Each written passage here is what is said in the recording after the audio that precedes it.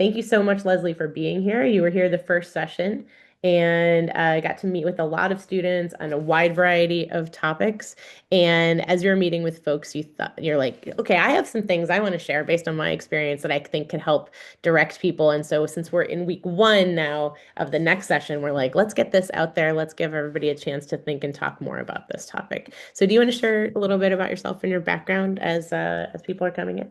Yeah, sure, Kathy. Thanks for having me. So as Kathy mentioned, Leslie Fine, I'm a mentor in the program. I'll also say that both of my sons are college age students who are participants in the program. So if you see someone else wandering around with the last name Fine, that's not a coincidence. I started my career as an academic. I thought I wanted to be a professor. I have a PhD in game theory. For lots of reasons that I'm happy to talk about another time, decided that was not for me. Um, and then I wound up spending about 20 years in product. First at Salesforce, I'm sorry, first at startups. I built four startups, two of which I sold, two of which I killed. And then wound up spending almost 5 years at Salesforce. I was the first head of product, and we're going to talk about what head of product means in just a minute. As the first head of product for Salesforce's Einstein products, which are now called, which are their AI products. And I left in 2019. I now spend my time as a startup advisor. And what that means is I teach founders how to be CEOs, which is all kinds of stuff. It's both sort of coaching and teaching them skills and how to manage a board and how to raise money and all that stuff you need to do. But it also includes a lot of sort of product management 101. Um, and, one of the things that came up during session one, as I was doing mentoring sessions, is that the vast majority of folks I was speaking to more came from an engineering-y background than maybe a more user experience or product background. And certainly, and it makes a ton of sense, none of you have actually ever worked with a product manager. And it kept coming up. And there were a few key skills that we identified as sort of missing. And just to tease you about what we'll talk about, like the idea of what an ideal customer is or the job to be done and why that actually matters to your projects came up. So quick show of hands, either digitally or in the chat. Who here is like familiar with what product versus engineering versus UX does in a traditional company? See like a couple of hands, not a ton. You guys will be bored for the next minute. But I think it really is like an important trio for y'all to understand. Um, Reductively, and I know this is overly simple, product owns the why and the what.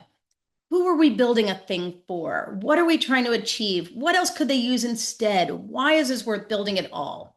There's sort of the liberal arts major at the table, if you will, of the building things trio. Engineering, again, reductively, owns the how and for how long and a little bit of where. Are they going to build in Replit versus Vercel? What is the architecture we're going to use? How are we going to break this up into sprints that make sense? How are we going to make sure the quality is good? Like, what is the engineering of it?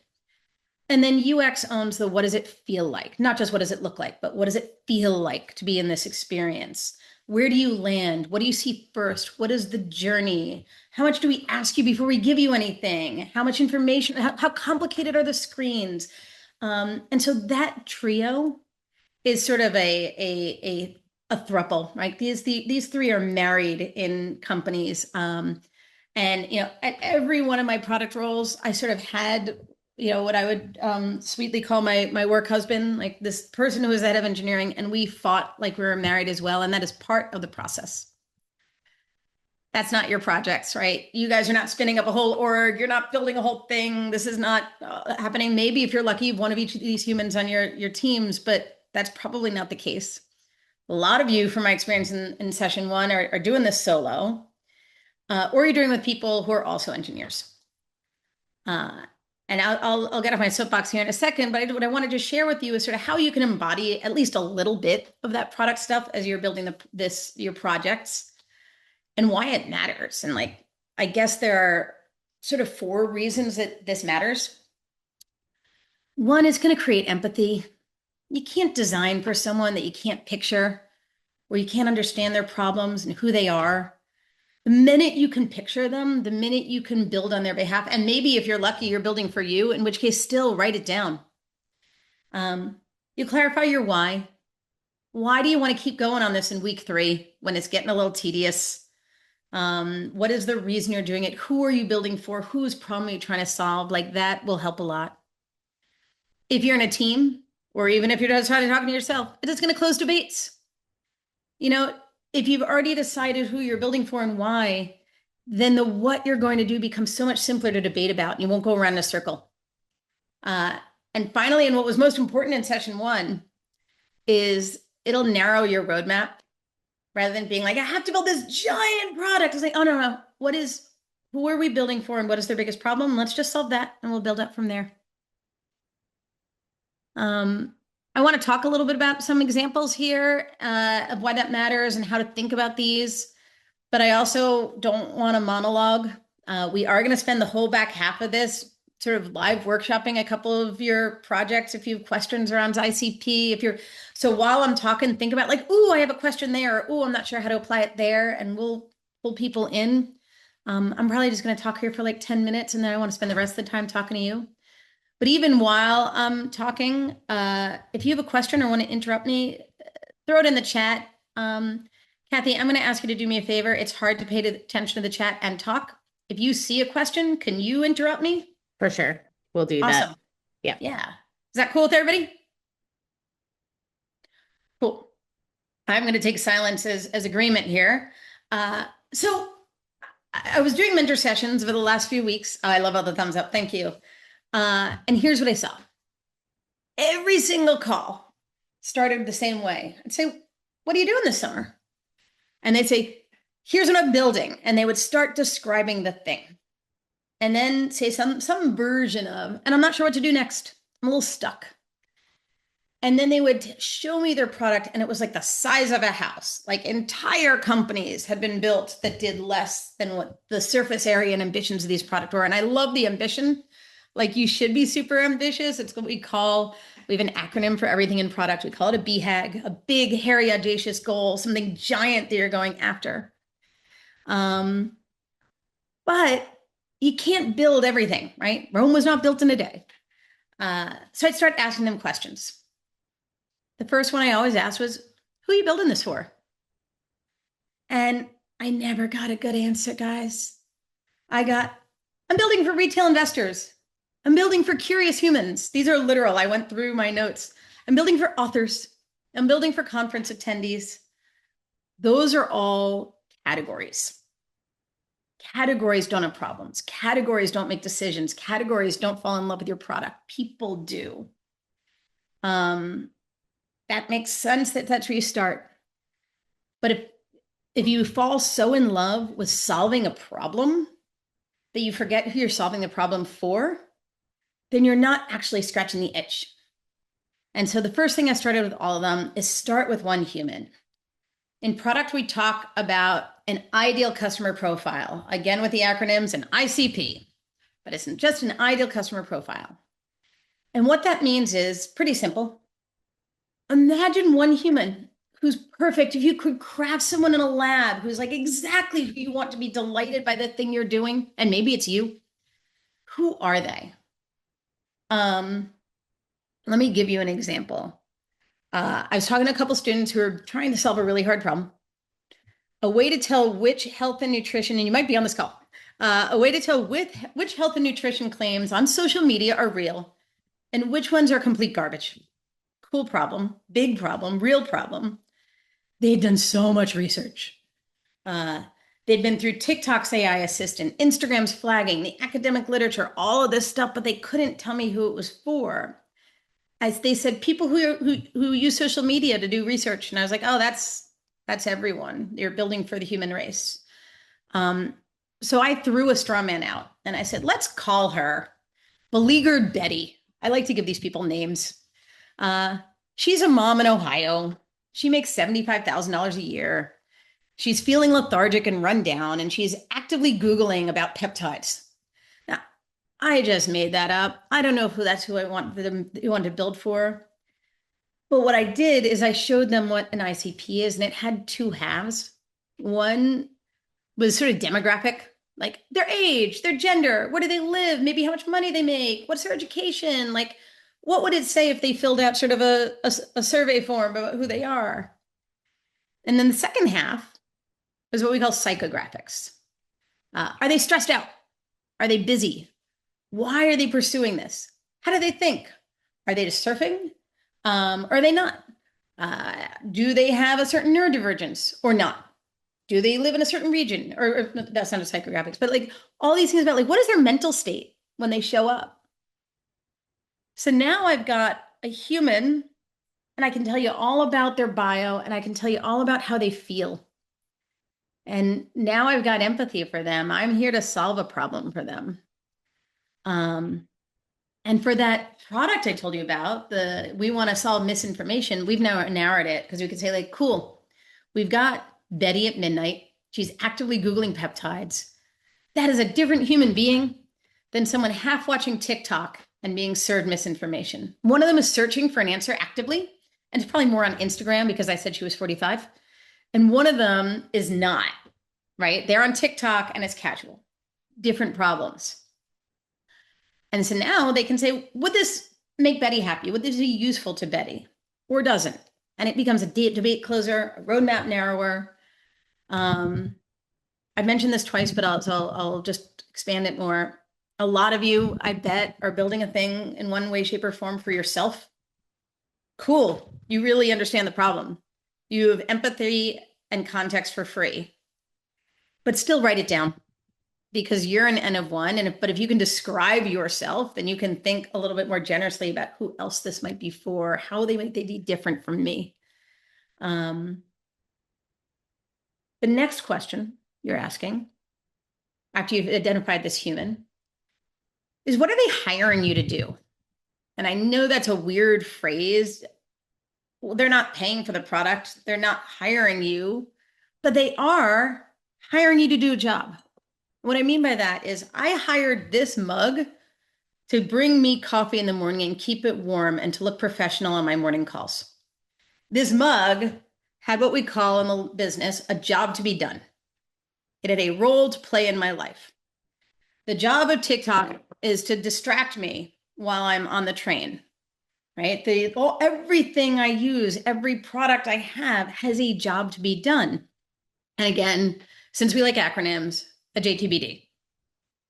Now, if you ever go out into the workforce and you see acronyms like that, you'll be like, okay, I know what that is. So job to be done always starts with the person, like going back to what I was saying before, as a busy hobbyist, I want a place to collect and go deeper on things and surface level doom scrolling. As a person concerned about my health, I want to understand which information is true and which is not. I'm saying what it is and what I want to get done. I'm making these up, but hopefully you see the shape.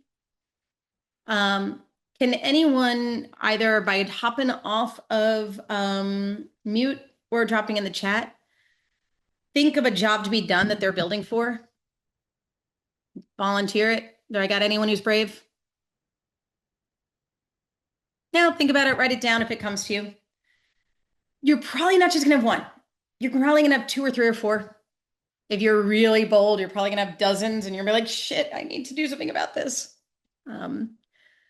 There are no unordered lists in life. Everything has an order. So put them in rank order. You're not gonna solve all of them this summer. But if you rank them, that'll also answer your question around roadmap, around what should I do? It'll answer that question that every single one of you showed up to me in quarter one about, or session one. I don't know what to do next.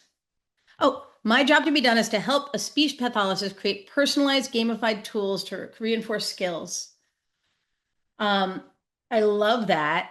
And if I already yes and it, which I will, is like, why? What is the problem they're trying to solve? That's the what they're going to do. Are they trying to make their life easier in some way? Are they trying to serve a customer? So that's just a way to make that job to be done even juicier. And thank you for sharing that. That was perfect. I mentioned UX at the top and then I promptly forgot them because that's what product people do. Getting the job to be done written down will also tell you about the UX. So for example, early in last session, a young woman came to me and was showing me a mapping project around floods in Portland. And she showed me a very complicated mapping interface. And I said, we had this conversation. Who's your ICP? And she had a really beautiful answer. Her answer was her grandma, who lives in a flood zone. And in the case of a flood in Portland, wouldn't know what the best routes out were and what the nearest accessible grocery store would be. And so that is perfect, right? Because now it told her what our UX is. It told her she does not need a big, complicated map. She needs an incredibly simple map. Kathy, I think I just saw something go by in the channel that's worth interrupting for. Did I read that right? Is it okay to have a job to be done for a smaller niche user persona? How do we make sure the job to be done can be applied to a larger user base? I guess I would question it. I would question the premise. Why does it have to be widely applicable? You'll often think, or I like to think in rings. What is the smallest thing I can build? What is the narrowest use case? What is the most specific ICP? As small as you possibly can. And then you can ask yourself, and then you can build out from that in two directions. One of them is, who else is kind of like this that I could, just expand it a little bit, I could get to? And the other direction is, okay, I've solved one teeny tiny problem for that person. What else could I solve for them? So finding the smallest ICP and the most specific job to be done, and then going to adjacencies, who else or what else? But man, I don't have a problem for a small niche persona at first. Does that answer your question, Rushi? Yeah, thank you. Cool. Awesome. Okay. So just a little bit more here. We talked a little bit about what they're hiring to you and why that matters for UX. It might also tell you something like, oh, now that I know this job to be done is such and such, I don't need a mobile app, or it has to be desktop, or it has to work offline. But starting to start writing down the job, it's going to actually tell you the constraints of your platform also. It has to work on 3G because this is something being built for someone in the desert. I don't know. It'll tell you something about what you're building and why. The other thing is it'll tell you what we call your anti-roadmap. What do I not need to think about right now? Product managers are in the business of saying no and having people be happy about it. Like that's a large part of the job. And you're also in this model saying no to yourself. What do I not need to worry about? What can I wait for and later? Because I'm telling you right now, you're at the beginning of week one or middle of week one. 4 weeks goes fast. So find something relatively small that you can conquer. And if you have time to go out from there, then great. Okay, one more trick I want to teach you. And then I want to hear from you guys. So everything I just said is hypothesis, zero proof. It's all theories. I made all of this up. You got to go find out. And the way you find out is you talk to people. And there's a trick. There's a great book that you don't need to read called The Mom Test, but it's all about this. Let's say I am building an iPad app for recipes so that people can have their recipes easily available in the kitchen. And I bring it to the mock-up to my mom. This is why the book's called The Mom Test. And I'm like, hey, Mom, I'm designing this app for recipes on your iPad. Do you like it? She's like, yes, honey, I love it. That's great. I would definitely use an app like that. All she has told you is that she loves you. She hasn't told you whether or not this is actually useful. Now, if you did it the other way, if you said, hey, Mom, I know you have an iPad. Can you just tell me how you use it? Maybe could you even open it and like just show me the apps that you love? Why do you love them? What annoys you about them? And let her talk for a little bit. And then you kind of change to the next topic. Mom, I know you cook a lot. When you cook, how do you find a recipe? What sucks about it? What's annoying? What's great? What do you wish were happening? You haven't told her a blessed thing about your app or what you're trying to build. But look what you got. You found out whether she really is your ICP. how she uses the products today, what's frustrating, what she is hiring a recipe to do, what the job to be done of a recipe is in her life. In the last 5 minutes, you can show her, like, hey, I'm building a thing and see what she thinks. But the cleanliness of trying to understand their problem before getting feedback on your toy. And by the way, I call my products toys too. That was not being pejorative. I've built things that hundreds of millions of people use. They're still toys. Um, that kind of feedback is gold. Um, okay. I will stop speaking. I said 20 minutes. We got to 23. I was close. Um, I'd love to hear from some of you and maybe to kind of telling us what you're building. And based on what you heard today, if you have a thought about who it's for or where you're stuck or how I can help. Yeah, thank you so much, Leslie. We have one question. Are customers always right? uh, Customers always have a real pain and a point of view. And you have a choice about whether or not they're your customer. Customers are always right in matters of taste. That's the full saying. It is the full saying. And I would add to that full saying in matters of personal taste. They know what they need, or at least they think they know what they need. And yes, you can throw out the Henry Ford. If you asked the customer what they wanted, they would have said faster horses. I would argue that that is someone asking them about the solution they wanted and not the problem. If Henry Ford had said, how do you get to church on Sunday? And why is that difficult? Rather than saying, do you want a faster horse? He would have gotten the answer he needs. Yep, great. Yeah, we have one person who is ready to kick off the project feedback by sharing some of their project. And I think it's, Hello? yeah, yes, yeah. Oh, should I just start? Yeah, sure, go for it. Okay. And say a little bit, Hello. introduce yourself first, your name and where you're coming from. Tell us a little bit about what you've been working on. Yeah. Hello everybody. My name is O'Keefe. I'm from Sarasota, Florida, and I noticed a problem in the teaching sector, and Mhm. now I'm putting all my time and energy into solving it. Uh, Let me quickly share my screen. Um, can everybody see it? It's now we can, yes. Okay. So should I explain it or should I just like use it and like you guys can get it that way? Or should I just like explain what my product is before using it? Yeah, why don't you tell us a Okay. little bit about the problem you're trying to solve? Yeah, uh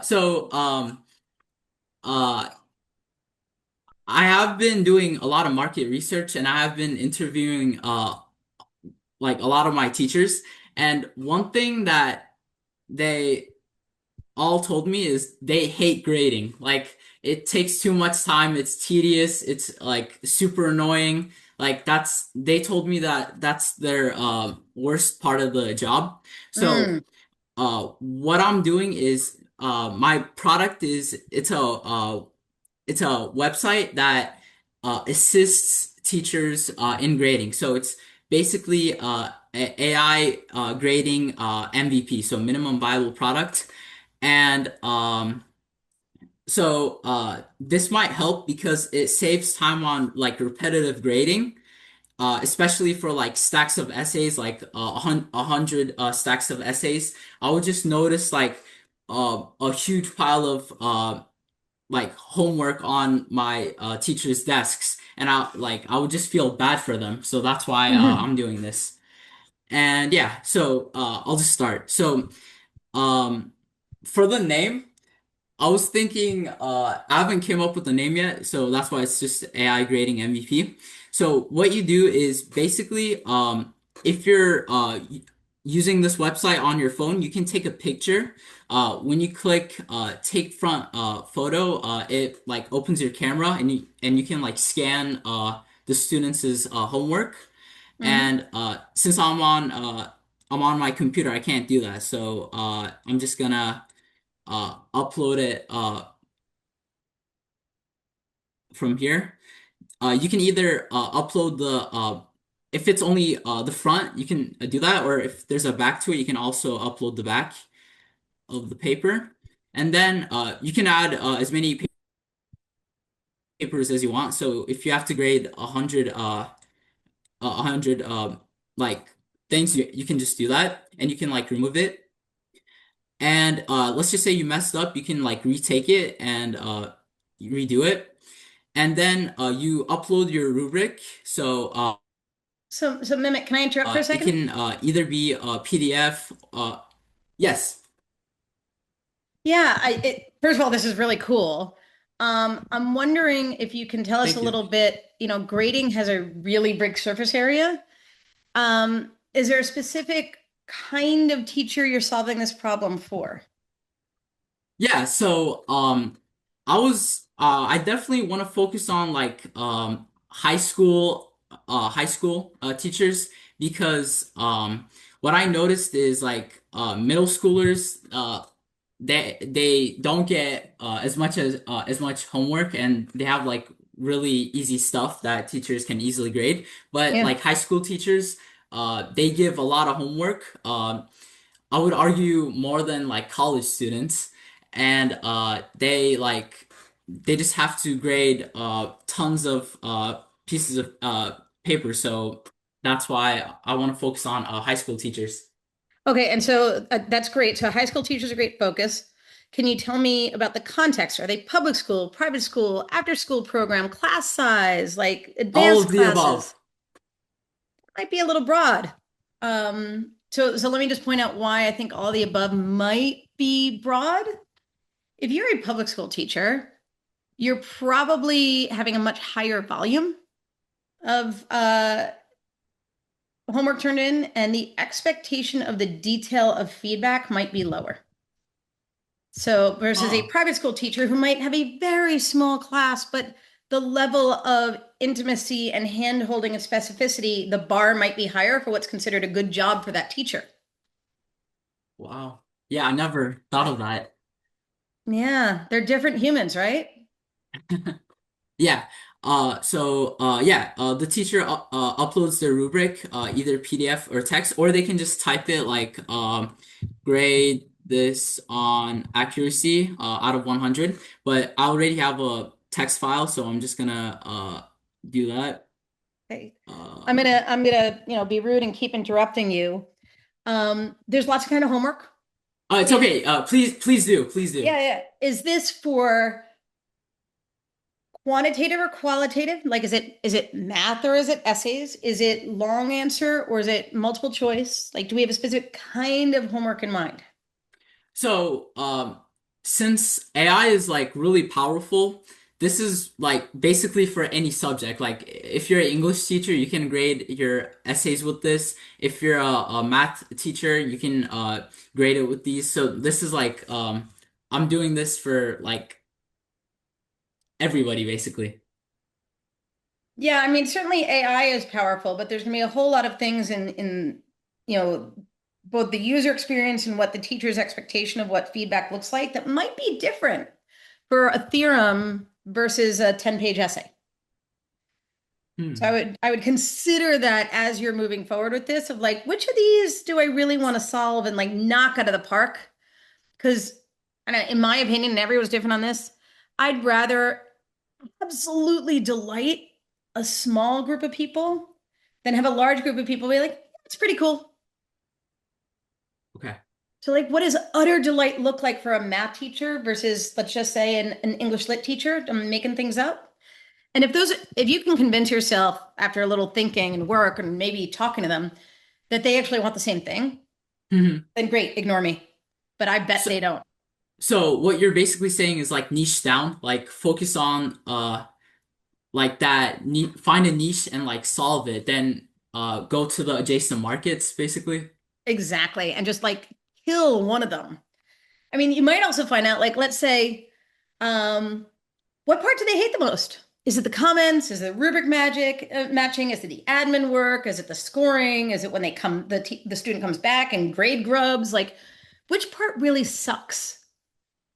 So I did market research on that, and I it's like seeing the same paper like 200 times, like just seeing the same answer over and over and over again. That's just like I think that's where all the tension is that I should solve. Yeah, tedium sucks. Yes, Um, oh, sorry. Oops. so what I'm hearing is for a, and I'm making things up here, but the way you might kind of reframe this is for a public high school English teacher who grades a lot of essays. The job to be done is to do a fast first pass review and draft rubric based feedback that I can then review for any variance, something like that. Um, Mhm. if you narrowed it to one teacher type and one grading workflow, then the first thing you build would be really great. And then you can say, cool, what would it look like for math? Or what would it look like for, the next step in that? But breaking it down into the little atomic chunks might really help. Got it. Thank you so much. I'm taking notes as we're talking, so thank you. So yeah, the teacher uploads the rubric. It can either be a PDF or text, and the program instantly like prints it out. So the grade.txt thing I had, it's these three things, and the teacher can like modify it. So let's just say I want this to be 10 points, or I can like delete this entire thing. And after they're ready, they just click grade this work, and the AI does its job. So it should take a few seconds. That's awesome.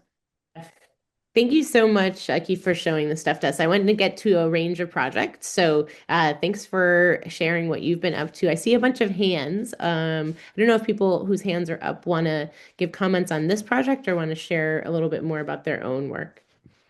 Maybe we can just go quickly to them. I'll just go through. Auden, you're first on my screen. Do you want to share a comment here at the Keith, or you want to share more about your own work? I wanted to actually yeah ask about the one we're looking at right now. Mhm. So to you, what do you imagine the average workflow looks like for this for a person using this tool? Um, and I mean specifically, what the when a professor or a teacher sits down to use this tool to grade a paper or a turned in math assignment, what do they do with that output, and how are they going to use it? Are they putting that directly into their grade book in your in with this tool, or are they using this tool to then make their own review process faster? You know what? I'm going to interrupt you guys and suggest you take it to Discord and go to one of those open rooms after this and chat about the project. Because I think for this workshop, we want to get into like a range of different topics, but I think it would be really fun to continue the conversation. So maybe you guys can share information in the chat and connect up and get into it a little bit more. Yeah. Flynn, did you That have? was a great customer journey question, by the way, which is Yeah. also a place product loves to play. Exactly, exactly. I think it'll be helpful to hear some other type projects too. So, Flynn, do you have something you want to share about this, or Lily, or about a different project? Morning, Kathy. How you doing? I was just going to share about my project if there is time for that, but I'm also happy Yeah, to wait until we get I all think through that'd be great. this. What No about you, rush. Lily? What's tell us about your hand raise? I had a quick question about the project that we just went through, and I was also wondering, maybe if I could discuss about my project idea, although mine is like, our group is still kind of like fleshing the idea out specifically. So I was also wondering to get just like kind of ideas or feedback about that. Yeah, sure. So let's go. Let's just maybe if we can do, we have kind of 10 more minutes. Let's do a little bit on Flynn's project, some on Lily's, and I see another project in the Q&A over here. So maybe if we can make room for a couple different things, then everybody can hear those. So let's start with Flynn. You want to share a little bit about your project with Leslie? I'd love to. Thank you. And don't worry, mine will be short. I'm not quite as fleshed out as the previous project. So basically, the idea for mine is that, in therapy, you only get 1 hour a week where you're with your therapist.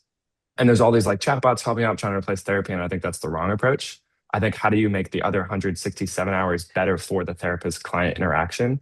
And so the whole idea is that while you're not in a session, you have like some sort of app that the therapist gives you that you can like jot down like, oh, this exact moment. And then it has like multiple choice, like, oh, what was the pain on scale 1 to 10, yada, yada.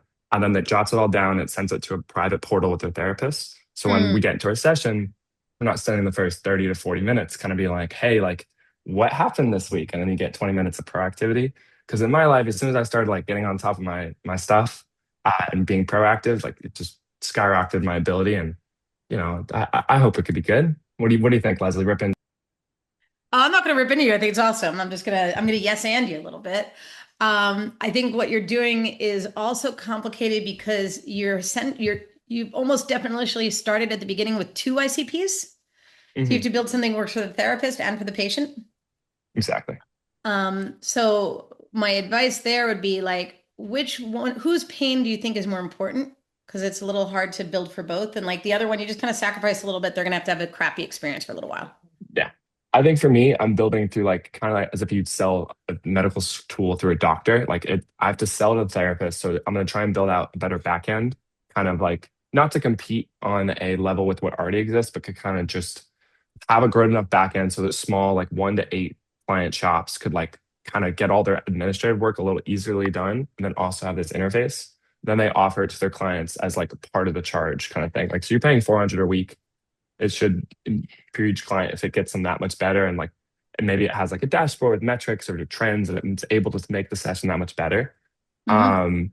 So I would be building for the therapist with the client in mind. So the client is almost a nice have here, unfortunately, because they're not paying, even though it's designed to make their life better. Yeah, if you're not paying for the product, you are the product, is an adage we use all the time. Um, I love that you're already thinking about the commercialization. This is a little bit of an adjacency, but I can't help myself. Uh, I really try to encourage founders to think in stages and to not operate outside of them. And what I mean by that is the first job is to identify a problem in the world that you can I can draw a box around it. I know who has this problem, right? The second is to validate that you can solve their problem. The third is I can build a business model around solving this problem. And what happens if you like act out of stage is what I call it, of like, oh, now I'm optimizing business model and how am I going to price it and all of this stuff before I've even figured out if there's really a problem in the world and I can solve it. I don't, I'm iterating on the wrong thing. You may discover, oh gosh, it's not small practices. It's actually Kaisers of the world that are the more relevant person, or it's not therapists, it's executive coaches and they have a different rubric. And so, obviously you always want to have in mind if you're thinking about commercializing something, like it sounds like you want to have in mind, what would I do if I'm right? Make sure that you're focusing on what are the smallest things I can do to prove that the problem exists and that I can solve it. And if Flynn, for you, I still think it's the therapist. Great. And the question was like, what is their actual problem? Because it sounded like you were going to build a bunch of back end stuff to get them addicted to your product so that you could then go solve their problem based on an That idea that was, you can solve it. yeah. Yeah. No, I think I need to prove the client, I mean, the therapy side before I get into how amazing the client experience will be. Or that Do you there's have an any? admin, or what the price will be. Like you have no Mhm. idea. Right, right, right. If you Right, right, delight a right. customer, they will pay for it. Okay. I Leslie, like can it. you I say like those it. 3 stages one more time? Because I think it's Sure. Prove there's a problem. Prove you can solve it. Prove you can create a business model around it, right. and separate those out. And there's a couple stages after that. God bless you if you get there. That's right. Can I ask Let's one more quick question go ahead, before Flynn. Go we ahead. move on? Thank you, Kathy. It'd be so quick. Appreciate it. What do you think is my first step? Like if I hang up the Zoom like right now and I go take my first step, what should it be in proving there's a problem? Just talking to Well, you like got to it a therapists little or bit. You said as therapist with up to 8 I therapists in was their thinking practice. I was thinking smaller practice because then they probably wouldn't justify paying for like a really expensive overhaul of like an administrative system. But they would appreciate that. Have you And then it would be interviewed those also kind of therapists? I have one friend who I've interviewed, and then I have connections to bigger names if I'm hopefully able to like do it well enough. That's my plan is I can kind of give them an MVP and then see if they're willing to back it with their name on it.